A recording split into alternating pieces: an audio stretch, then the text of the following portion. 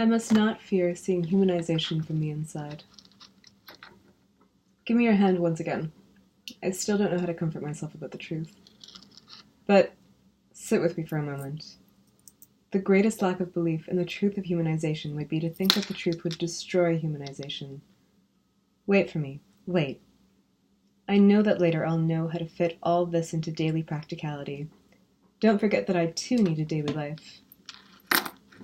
But see, my love, the truth can't be bad. The truth is what it is, and exactly because it is immutably what it is, it must be our great security, just as having desired our father or mother is so inevitable that it must have been our foundation. So then, understand? Why would I be afraid of eating the good and the evil? If they exist, that is because that is what exists. Wait for me. I know I'm heading for something that hurts because I'm losing others, but wait for me to go a little further. From all that, perhaps, a name could be born. A name without word, but that might implant the truth into my human makeup.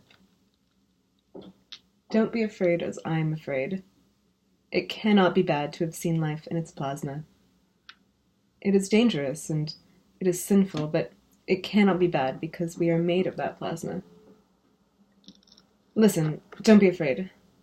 Remember that I ate of the forbidden fruit, and yet I was not struck down by the orgy of being. So, listen, that means I shall find even greater refuge than if I had not eaten of life. Because divided into the abyss, I started to love the abyss of which I am made. Identity can be dangerous because of the intense pleasure that can become more pleasure.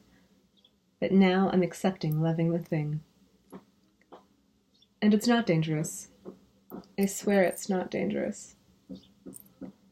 Since the state of grace exists permanently, we are always saved. All the world is in a state of grace.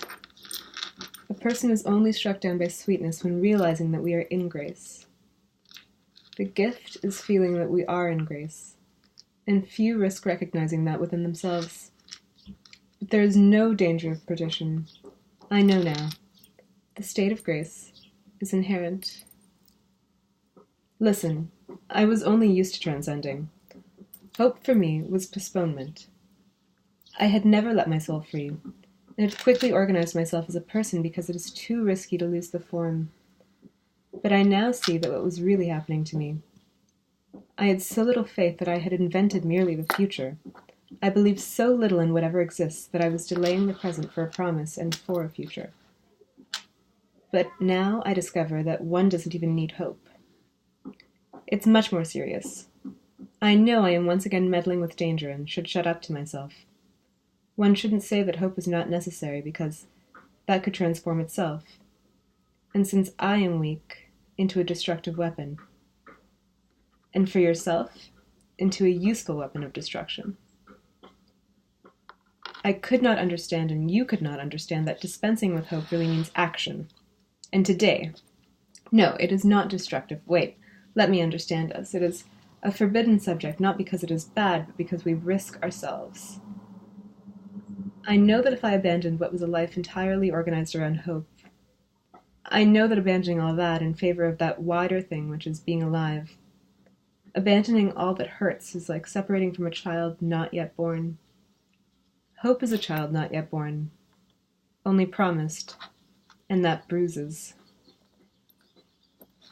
But I know that at the same time I no longer want to contain myself. It's like death throes. Something in death wants to break free and yet fears letting go of the safety of the body. I know it is dangerous to speak of the lack of hope, but listen, a deep alchemy is happening in me, and it was the greatest fire of hell that it was forged. And that gives me the greatest right, to err. Listen without fright and without suffering. The neutral of the God is so great and vital that I, unable to stand the cell of God, had humanized it. I know that it is horribly dangerous to discover now that the God has the power of the impersonal, because I know that's as if it had meant the destruction of the plea. And it is as if the future stopped coming to exist. And we cannot. We are needy. But Listen for a moment. I'm not speaking of the future. I'm speaking of a permanent present. And that means that hope does not exist because it is no longer a postponed future. It is today. Because the God does not promise. He is much greater than that. He is and never stops being. We are the ones who cannot stand this always present light. And so we promise it for later, just in order not to feel it today, right this very minute. This present face today of God. The horror is that we know that we see God in life itself. It is with our eyes fully open that we see God. And if I postpone the face of reality until after my death, it's out of guile, because I prefer to be dead when it is time to see him, and that way I think I shall not really see him, just as I only have the courage to really dream when I sleep. I know that what I'm feeling is serious and could destroy me, because it is like giving myself the news that the kingdom of heaven already is. And I don't want the kingdom of heaven. I don't want it. All I can stand is the promise of it. The news I am getting from myself sounds cataclysmic to me and once again nearly demonic. And it is only out of fear. It is fear, since relinquishing hope means that I shall have to start living, and not just promise myself life. And this is the greatest fright I can have. I used to hope, but the God is today. His kingdom already began. And his kingdom, my love, is also of this world. I did not have the courage to stop being a promise, and I was promising myself, like an adult who lacks the courage to see she is already an adult and keeps promising herself maturity.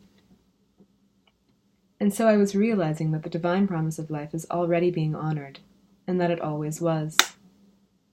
Before, only once in a while, I was reminded, in an instantaneous and immediately shunned vision, that the promise is not only for the future, it is yesterday and it is permanently today. But that was shocking to me. I preferred to keep asking, without the courage to already have. And I do. I always will. All I have to do is need, and I have. Needing never ends, since needing is inherent to my neutral.